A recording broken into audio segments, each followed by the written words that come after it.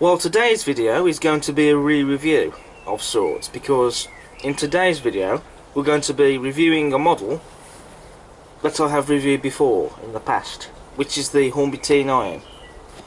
So sit back, relax and enjoy today's video as we review the Hornby T9.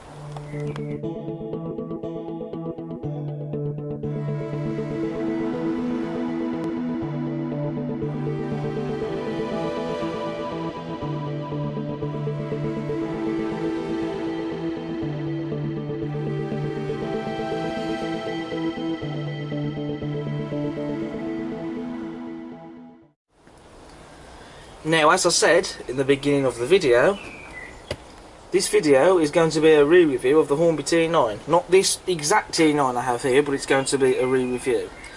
Because the Hornby T9 is a model that I have reviewed in the past, but the review of that model has since been removed from YouTube. There's a few reasons why. The original review didn't have as many views as other reviews I've done. But the main reason that video has been removed is because, well, because that model I reviewed was one of the original Hornby T9s, I wasn't aware of the problems that the original T9 models suffered from. And it was only until late after doing the review when I heard about the problems, and then I found that that particular model was one of the affected models that did have the problem that the original Hornby T9 models had. And so that led to me taking down the review and with the view of re-reviewing the model. But the original model I had, which was number 120, which is the one that's in preservation, I have since sold off on eBay, and I bought this model instead, number 116, in the Mornsel olive green livery.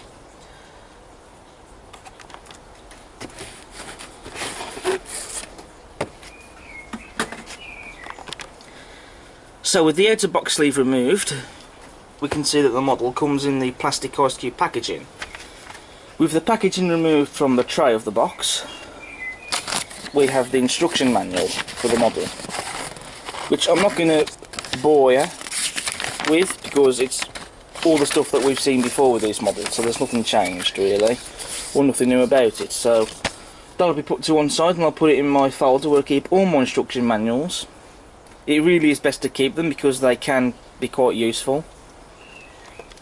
With the outer plastic sleeve removed, we have access to the detail parts in this little bag here, and there isn't many of them, but we do have a couple of brake rods, a spare NEM tension lock coupling, as well as a drawbar screw link coupling and a few vacuum pipes and some other bits of detail as well. So the model has been removed from the box, but before I go on to talk about the detail on the model, I want to talk about the problem that the original Hornby T9 models suffered from. And this is something I didn't know at the time of buying an original Hornby T9, but basically what happened was, on the original T9 models, the front bogie would lift the leading drive wheels here off the rails, and that would give it poor haulage. I found that the T9 the one I had before couldn't pull any more than 3 coaches, because any more than 3 it would start wheel slipping like mad. And the only way it could pull more coaches is to have it double heading with another loco or give it a banker. Also, the original Hornby T9 model had traction tyres on the lead drive wheels, but because the lead drive wheels were lifting off the rails, then thus the traction tyres weren't really doing anything. You know, it wasn't giving the model the traction that it needed. However, this has since been ironed out, so the Hornby T9s don't suffer this problem anymore. But you know, that is something to bear in mind when you're buying a Hornby T9, that the original models do suffer this problem. But the later models and the more recent releases don't suffer these problems. Now both wheels are touching on the workbench, so that's a good sign that both are going to touch on the rails, which they both do. And I can safely say that this model is definitely a lot stronger than that of the original T9 I had, which you'll see later on. This model doesn't have any traction tyres either, and this model seems to be heavier as well than the original T9 model I had, but it could be just me though. So we're going to move on to the detail now. So as standard with most models, we have sprung buffers, as you can see. And these are made out of metal as well. On the smokebox door, we have the separately fitted smokebox door darts. We've also got separately fitted lamp irons as well. And we've also got separately fitted lamp irons on the running board as well. And there's also a lot of rivet detail as well on the buffer beam, as you can see there.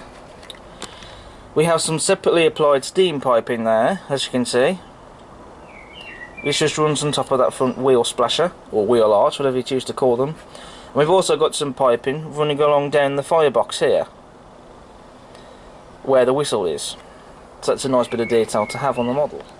We've got some visible daylight under the boiler, as you can see, and they have actually replicated the inside valve gear in the motion.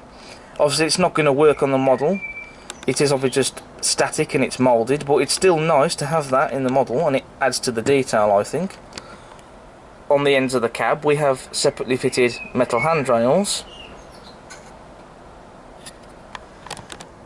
And we can't leave out the painted cab interior detail. The inside of the cab is painted a nice cream colour, and just look at all the detail there inside the cab, the gauges, the dials and the regulator. Everything in there is painted, and that just looks stunning. Now the livery application on this model is superb. There's no errors in the paintwork, it's a very nice even coat of paint, and it's the correct shade of Mornsel olive green as well.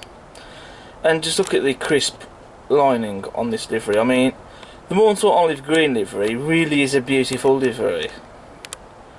You know, it really does look stunning on these southern locomotives, especially the T9 here. The model also has a removable coal load in the tender, which I will now demonstrate.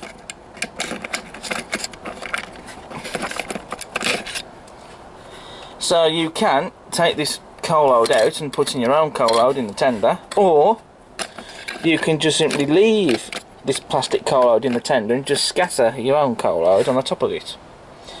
And this is the Drummond tender, by the way. And I wanted one with the Drummond tender because the one that's preserved has this tender. So now we come to the running performance for the Hornby T9, and as you can see, straight from the box, she's a smooth runner. It runs exactly how it should. There's no grinding noises or motors burning out or jerky movement. It's a very beautifully smooth runner.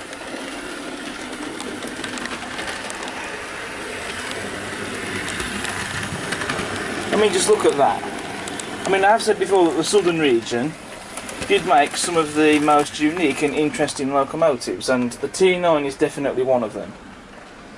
You know, it really is a beauty of a machine.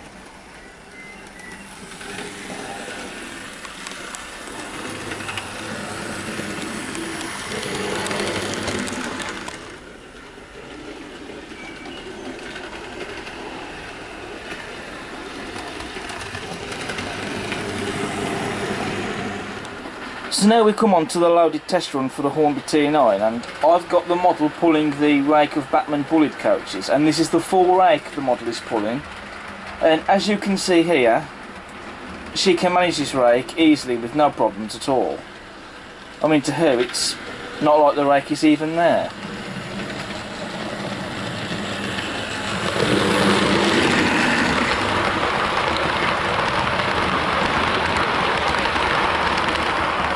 And the last T9 model I had couldn't even pull that full rake, and yet this model I have can pull it with ease.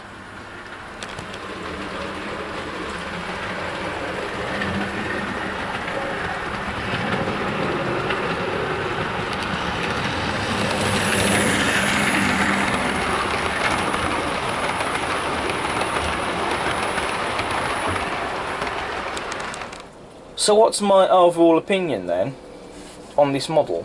Well, this T9 model I have is definitely a lot better than the model I had before this one, because the previous Hornby T9 model I had couldn't even pull more than 3 coaches unless it was double heading or had a banker.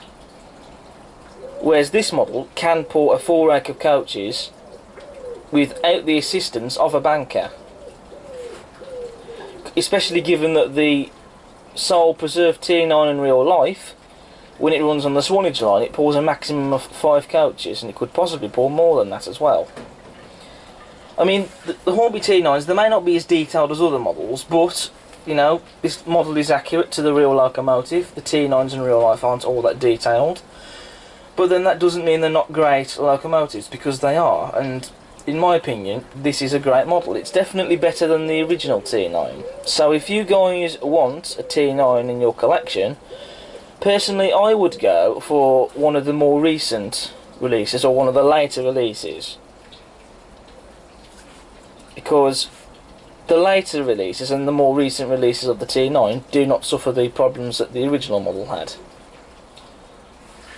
Had I known about the problems before with the original T9s, I wouldn't have bought one of the original ones, but we live and learn.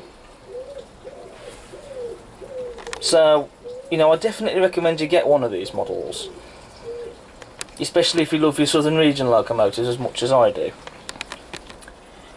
So, that brings us to the end of this video. You shall be seeing more of this T9 in the future, and I do plan to do a running session, which is to be a gala themed running session where I run all my LSWR locomotives in my collection. So that's something for you guys to look out for.